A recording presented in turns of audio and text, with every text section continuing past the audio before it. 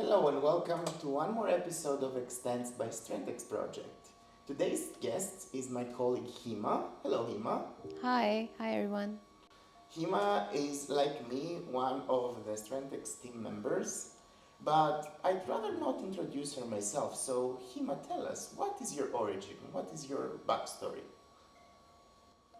Okay, hello everyone. So my name is Hima and I am originally from Pakistan, and my background is in electronics engineering. Later I did my masters in mechatronics engineering, and then with doing few exchange programs I was interested into go towards the field of nanotechnology, and this is how my interest developed towards the nanomaterials and membranes. And then I was doing one project with one professor, and we were thinking to convert somehow to make use of those nanomaterials into some membranes, and we were trying to replace the future membranes into or replace the fabric from these very smart membranes. So then I was more interested into this topic, and then I came across Strentex. It was quite interesting, and I thought to give my try. I just applied in this open call for researchers to do a PhD, and I just applied, and I am here now with you all. Great! And it's nice to have you here. How would you describe to someone from the general audience, let's say someone that is not an engineer, what nanomaterials are in, let's say, a very simple way? So if someone wants to understand what is actually nanomaterials, and what is this? So these are basically a new material which scientists has discovered, and their scale is very small. It's up to 10 raised to power 9, and it's even thinner and smaller than your, single hair. Even smaller than your DNA. So it's that sort of, new material And you basically. use it for what? Like, in what way? So if I tell that this what is nanomaterials and nanoparticles, they are even smaller than your hairs basically, and you can use on different various applications. They could be a conductor, they could be a insulator, and it depends what material you are interested in. Let's suppose I am interested in making some materials which are conductive, so I can use the metal, the smallest form of the metal. So basically, it's literally what we have been doing so far in our Yes. lives, just in a very, very, very, very, very, very, very, very, very small scale. Exactly. Okay, cool. And what do you use it for? Do you use it, let's say, to make electronics? Do you use it to make, I don't know, coatings? Do you use it to make devices in themselves? How do Yeah, you normally use it? these are actually all the applications which we can use it for. All our electronic devices, when we are on the fabrication level, when we are actually making, on very micro and nano scale. So you use these nanomaterials for developing these electronic sensors devices. So the first layer goes of these conductive nanoparticles, you can say. You can use it, yeah, so you are right, you can use it for electronic devices, and nowadays there are some coatings also you can use for coating to give the extra strength to the material. Not the very hardcore material, it could be very small and very flexible materials. And how does this work, and generally your background and also your interest at the same time, relate with our project? What drove you to come here to apply? In my masters, I was interested in developing some MEM sensors. If people don't know what is MEMS, micro Electromechanical electromechanical. system sensors. Yeah, okay. Yes. So then when I was searching, then I came, I was searching what is the core material. Then I came to know, okay, first we have to develop some nanoparticles basically, and then we have to fabricate at some level, and then after testing and fabricating, you have to test it, and then it's a finally one sensor. And if you put a sensor, and that sensor can work as actuator, then you put some microprocessor, and when you combine into one you can say box, it's like a device. So my idea was to make a device basically. But then I was interested to actually fabricate first these small nanoparticles myself, and then later after some time I can go towards the device. So it was bottom to top topology I was interested in. And then I synthesized and characterized the silver nanoparticles, which gave very good characterization results. And after that, I met one professor. So he's making MEM devices. And he's also doing some cool stuff with by taking these nanoparticles and taking some fibers and mixing them together, and he's developing some uh, nanoparticles based membranes basically. So the idea is, if we use, let's say, 10 kilogram of cotton to make one piece of of a cloth, so in future, if we make these membranes, it is like a cotton basically. So you are reducing you need only 1 gram. So you're reducing like 5 times. You are taking the raw material up to like 5 times, and you are saving lots of resources. So the idea was, in this way, Because this mixture makes it more durable, or because it makes it with better properties like thermal insulation, etc.? yeah, it's making it more with more properties. You can actually enhance the properties of the same fabric, let's say, Okay.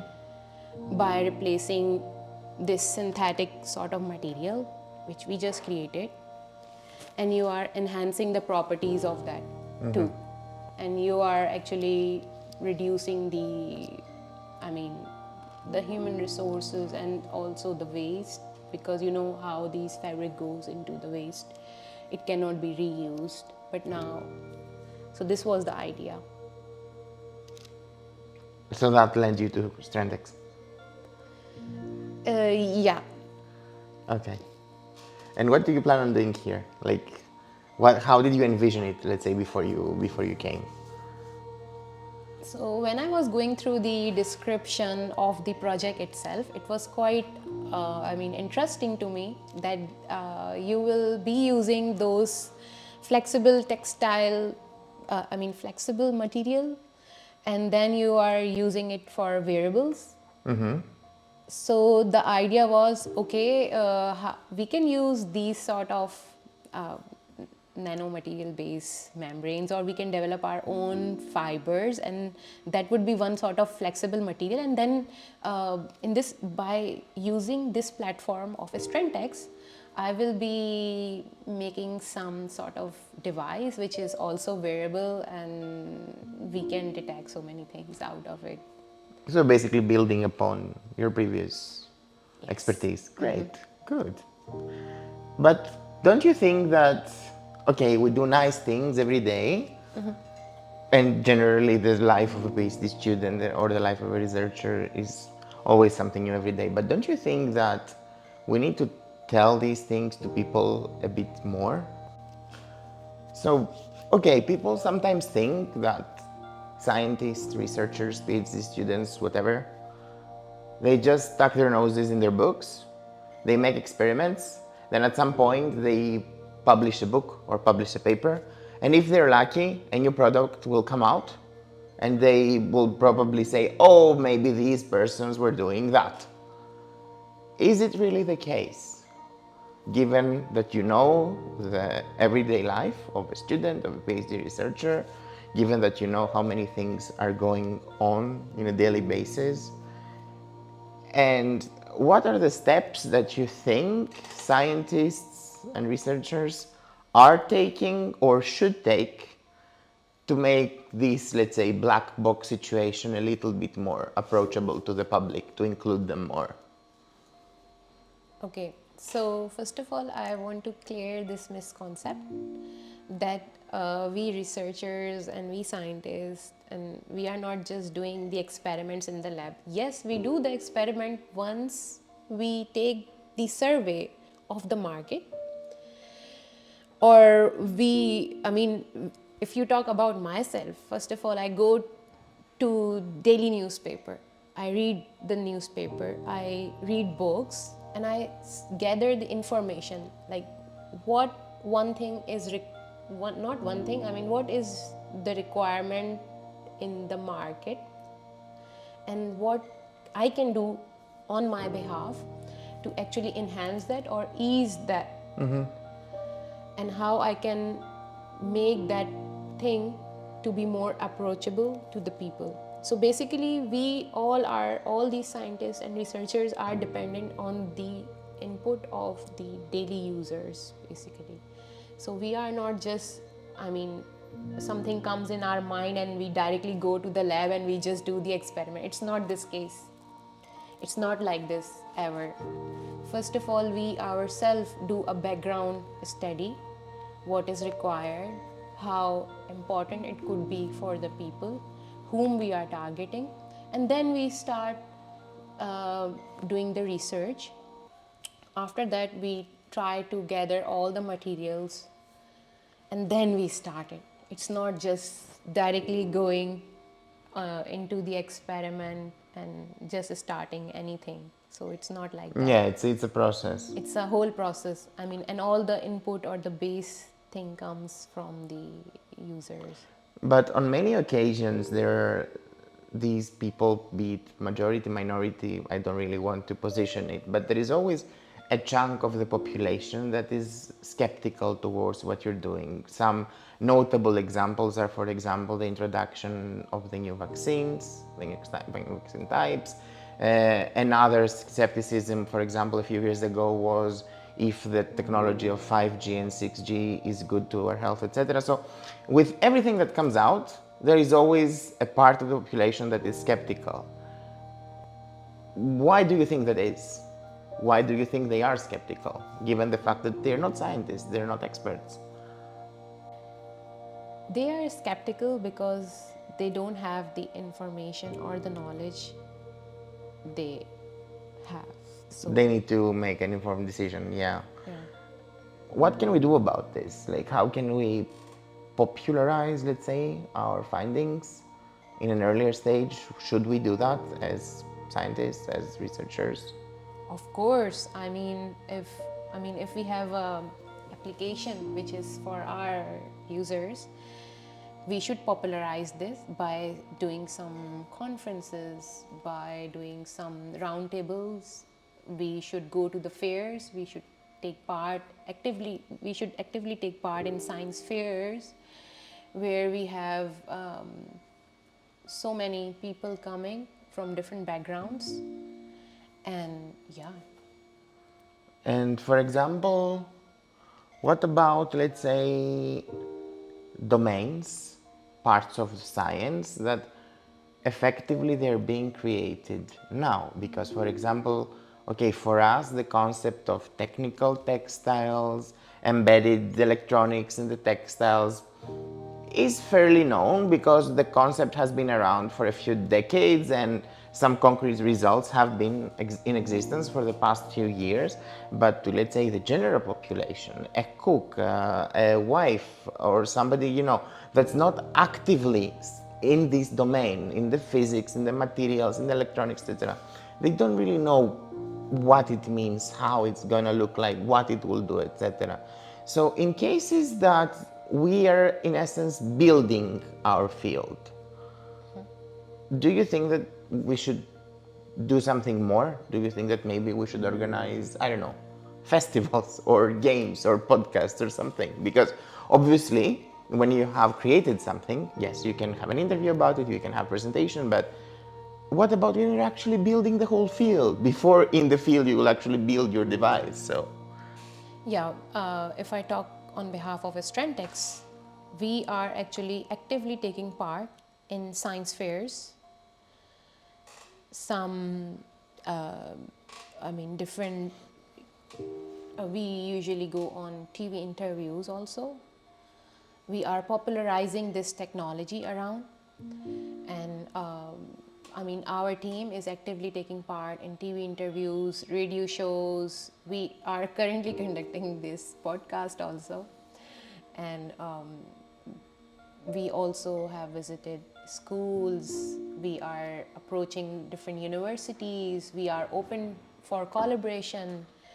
It doesn't really matters what stage you are into. Even if you are a small kid and you have some very cool idea, just come to Strentex or just connect with us through our social media page. And any cool stuff, any random thoughts would be appreciated.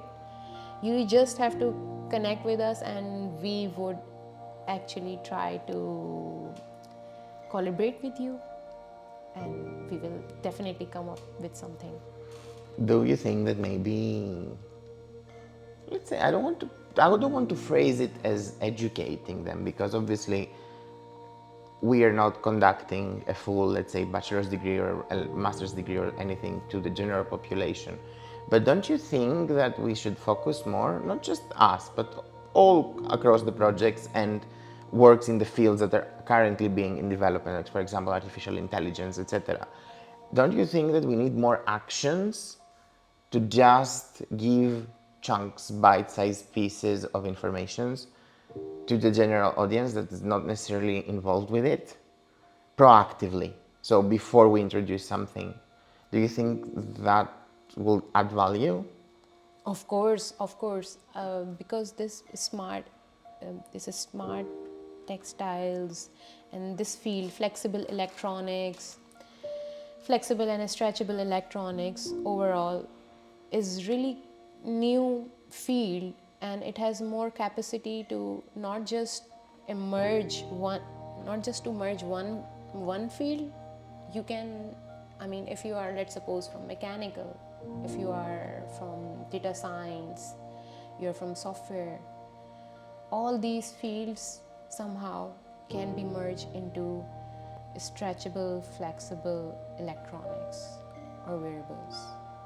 Because ultimately, if we are going towards, later applications, there is of no use if we just develop some device. We need data scientists at some later stage to take all that data, process it, and somehow diagnose something. So yes.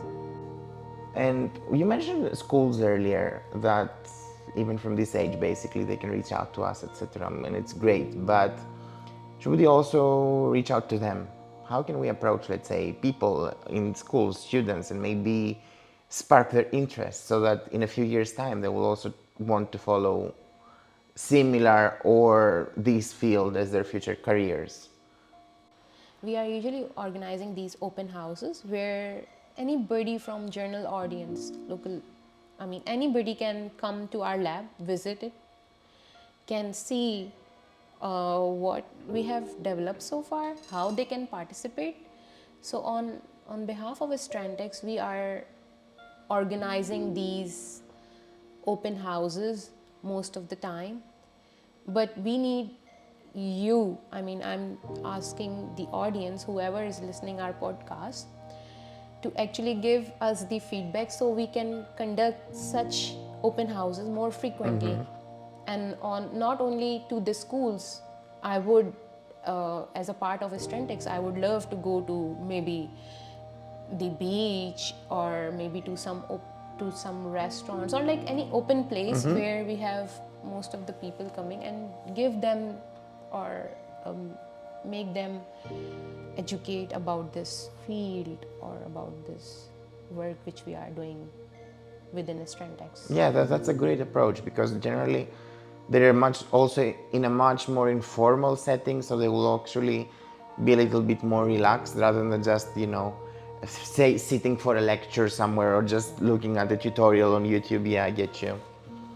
Good. I mean, there is potential in that as well. And I also personally think there is also a great importance to, you know, before we start putting the hard questions about something. So, is it actually going to be good? Is it actually going to be better? Is it going to be ethical, etc.? Which, of course, all of them at a later stage in the product development or in the field development play a crucial role. But I think that before that, we also need to reach out and say, hey, we're doing this. Hey, come look at an experiment. Hey, this is cool, but did you know that, for example, your grandma's embroidery machine actually is the same embroidery machine that we're Yeah. using more or less in the lab? Okay, of course, in a more technical development stage, but still, same concept. Yeah, something like that. Yeah, I like it. Good. So I think with that we are kind of exhausted our time. So I will not let you leave yet. Okay. Now we'll have to play a game. And that Okay. game Let's is do it. called Out with Five. Actually, I will ask you 5 questions Okay. that I like to ask all of my guests on the show. And, just get your opinion. So whenever you're ready. Let's do it. Okay, cool. Question one. Who is the person, it can be dead or alive, that inspires you the most? Oh, my parents, of course. Okay, great. No, it's a very valid answer, of course. Question number two. If you had the attention of the entire world for up to 5 minutes, what would you say? Okay, so I will introduce myself to them and I will say, yeah, we can actually play a cool game also. If I have like 5 minutes, I would first introduce myself and then we can play the color game or we can play some like quiz or we can sort out. But don't you have to give a prize to the winners then? No, no, no. Okay, After that, I just will for take them for a just for the treat. merit. The time will be up. Yeah, okay, cool. Number three. What can we expect from you next? You can position the next as far into the future as you like. Okay, so from me, I'm just a researcher for now. In the future, I would probably big industrialist or someone, a collaborator basically, who who can connect the researchers with the journal audience. So I would play that part. So you can think of me being somewhere in that sort of position or in that office. I would love to connect the researchers to the local audience. I mean, somewhere in between, I would be that Good. person. Research broker or something, I don't know. Technology expert. Yeah, nice. Yes. Nice. Looks like a nice niche. What is one final thought you would want to leave our audience with? It can be anything you want. It can be word, peace, or I don't know, whatever you want. Uh, my advice to, I mean, my final word to the people who are listening to this podcast would be, please be patient. I mean, spread positivity and be calm. And most of the things sometimes doesn't need a quick action. You have to slow down things. You have to think while even speaking or arguing with your elders. So you should be peaceful no matter whatever you have thoughts or whatever is going back on your mind. Just be, I mean, patient. Yeah, that's great advice. She's directing it to me, but you cannot just not see us. But yeah, I got it. Okay, I will try. Lastly, is there anything else you would like to say before we close out that we have not yet covered? Okay, so I would say that Strengtex team is open for collaboration and research. We are very approachable, and just be connected with us, or just don't be hesitant. If you have some ideas, do share with us. We will still, even the Strengtex is finished, we will continue working as a team. Our goal, which we aim to start this project, will be continued as a team or as an individual. So we all are basically the ambassadors of this Trantex project, and we will carry out this message to the world. So this is the right time to approach us, to be in contact with us, and that's all. Great. It was very nice having you on the podcast. I hope you kind of enjoyed it. Yes, of course. So, yeah, thank you for your time, and I hope the listeners will also appreciate it. And until next time, see you soon.